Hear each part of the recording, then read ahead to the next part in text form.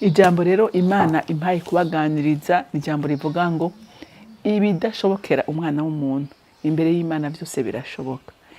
Ibyo wewe ubona byananiranye, ibyo abantu bakubwira ngo ntibishoboka, ntubumvirize. Haleluya, ntubumvirize. Umva, Imana itarakubwira gushire kwa kadomo. Haleluya, ntagire umuntu n'umwe zo kwigera wemerera ikinyoma ciwe canke ikinyoma ca Satani ngo cemere. Haleluya, ibyo ubona bidashoboka nukuri hari gihe wewe uraba ibintu ukabirabisha amaso ukavuga uti ibi bishoboka gute? Ibi bishoboka gute? Ariko imbere y'Imana nta na kimwe kidashoboka. Amen. Reka rero dusome ijambo ry'Imana mu guharura. Turasoma igice c'11 dusome kuva ku murongo wa 20 dushikane ku murongo wa 23. Haravuga ngo ariko muzozirya ukwezi kose gushitsaho zizosigara zibaduhiye zikabasesema kuko mwanse uhoraho ari hagati muri mwebwe mukaririra imbere yiwe muti twaviriye iki muri Egiputa. None Mose aramwishura ati aba bantu turi kumwe ingabo zigenda n'amaguru n'ibihumbi 600. None vuze ngo uzobaha inyama bazirye ukwezi kose? Mbega bazobagirwa imikuku n'amasho bibakwire? Canke bazokoranirizwa amafi yose yo mu kiyaga abakwire? Uhoraho yishura Mose ati mbega ukuboko kwanje jewe Uhoraho kwabaye kugufi? None hinga urabe yuko ijambo ryanje ndakubwiye rishika canke ridashika. Amen.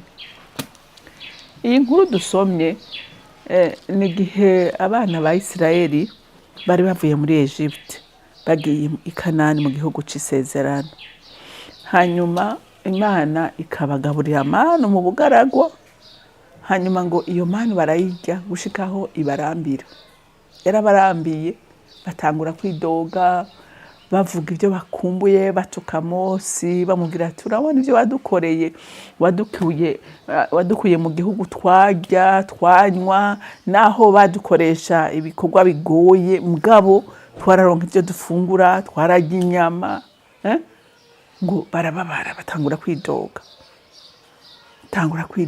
Niho rero Imana yabwira Mose ati Mose ati humura, ati humura abo bariko baridoga bariko bagutera ubwoba ati ku munsi wejo nzobagaburira inyama ati kandi bazozirya umunsi umwe ati bazozirya ukwezi kose gushikaho zibaduhira ntibabe bakizifuza.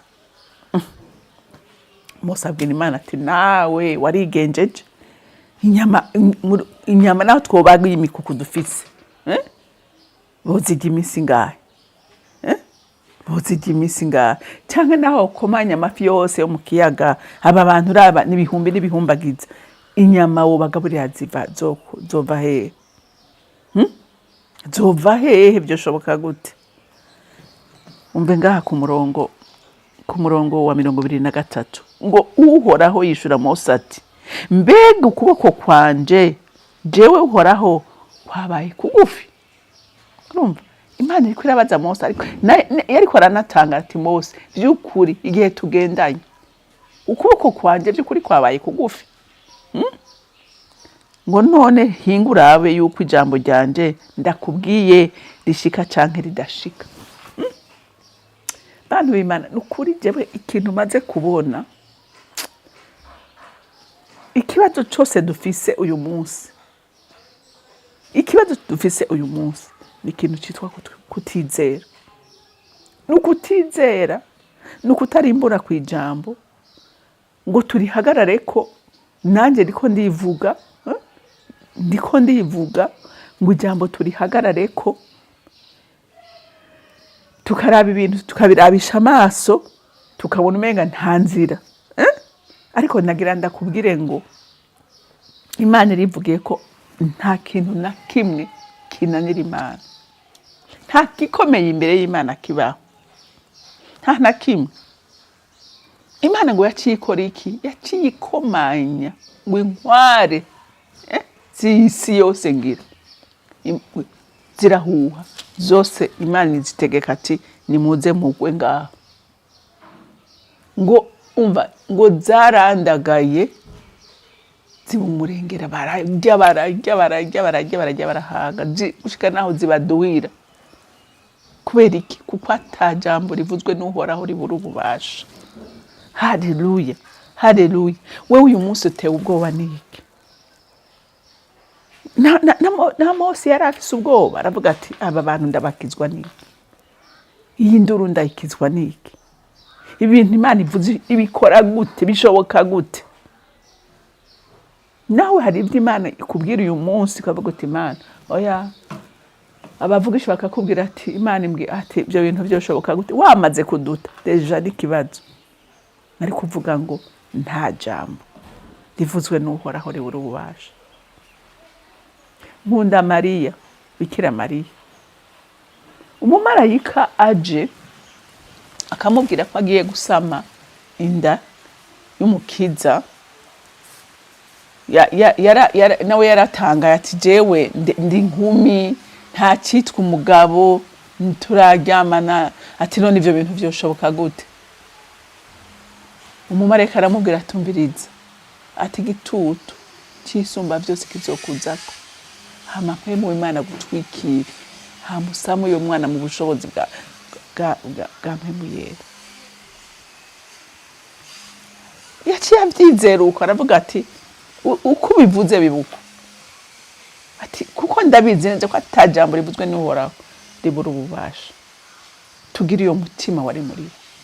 Natwe icyo Imana ivuze, ndetse si n'ikivuze gusa, nico twizeye twebwe, nico twifuza twebwe, tugihagarare ko tuvuge ngo Mana ndashaka kwibiba. Kuko hinge nkubwire, akanwa kawe nakanje kararema. Kuko Imana yavuze ngo ndabashite mwemu yanje mu rutumana duto. Ibyo tuzovugisha akanwa tukabyizera, Imana izobishitse. Eliya yari yaravye ibyaha biriko birakogwa, aravuga ati no, ibi bintu ntibishoboka ku mwami n'abantu biwe bakora ibyaha bingana gutya. Aramubwira atumve nkubwire, ati kubera ibyaha mukora, ati ndagira ntanga ibihano, ati Imana imvura ndayihagaritse imyaka 3 n'amezi 6. Ntaho Bibiliya itubwira ko yari yasenze, ntaho Bibiliya itubwira ko Imana yari yamubwiye ngo vuga ibi. Yaratuye hamarizera ko ibyo avuze biba. Imana mwijuru yabikora kubera ukwizera kwa Eliya. Rero natwe tugira ukwizera, tumenye ko atakintu na kimwe kinanirana imbere y'Imana. Nibyo tubona biteye ubwoba, tuvuge ngo Imana atakira bivuga ko haracyari ibyizigiro ko bishobora guhinduka. Haleluya. Mose araduta ati bishoboka gute? Nawe uyu munsi ushaka kuvuga ngo ibi byo hinduka gute? Notabagwa gute? Biciye he? Ico dusabwa gusa no kuyizera, tukamenya ngo nta kintu na kimwe kibaho gikomeye imbere y'Imana. Imbere y'Imana byose nubusa imbere y'Imana. Ivuze ntawe uyivuguruza, ije gukora ntawe uyikora mu nkokora. Rero umuntu w'Imana uremeshwe n'iri jambo, umenye ngo ibintu byose bikomeye imbere yawe, imbere y'Imana ntibikomeye, imbere y'Imana birashoboka. Imana yo mwijuru rero ibampezagirira. Mwami wanje, Mana yanje, sindabirwa kugushimira. Uri uwo kwizerwa Mana, utugirira neza uko bukeye n'uko bwije.